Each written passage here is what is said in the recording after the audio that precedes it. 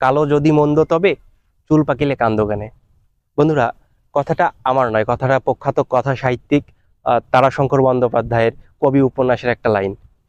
লাইনটি দিয়ে তিনি যেমন প্রশ্ন ছুড়েছেন সমাজকে, তেমনি তুলে ধরেছেন এক গভীর বাস্তবতা। কবি শুধু একটা গল্পই নয়, এটি দুঃখ, দারিদ্র্য, প্রেম, লাঞ্ছনা আর হতাশার এক রঙিন মিশ্রণ। এই উপন্যাসের প্রতিটি চরিত্র, প্রতিটি সংলাপ যেন বাস্তব জীবনের ছায়া। উপন্যাসের মূল চরিত্র নিতাই চরণ সমাজের কোনায় কোনায় লাঞ্ছিত। সে শুধুই আনন্দ পায় কবি গানে। গল্পে আমরা দেখতে পাই যে একটা অশিক্ষিত, নিপীড়িত, দরিদ্র সমাজ কিভাবে এক কবিকে স্বীকৃতি দিতে দ্বিধা করে এবং তার কবি গানে অভিভূত হয়। লেখক যে কথ্য ভাষা ব্যবহার করেছেন তা এতই জীবন্ত, এতই বাস্তব, যেন মনে হয় সমস্ত ঘটনা চোখের সামনে ঘটছে।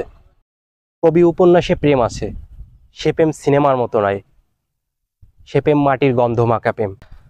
এই উপন্যাস আমাদের ভাবতে শেখায়, সুন্দর মানেই ফর্সা নয় এবং মেধা মানেই সার্টিফিকেট নয়।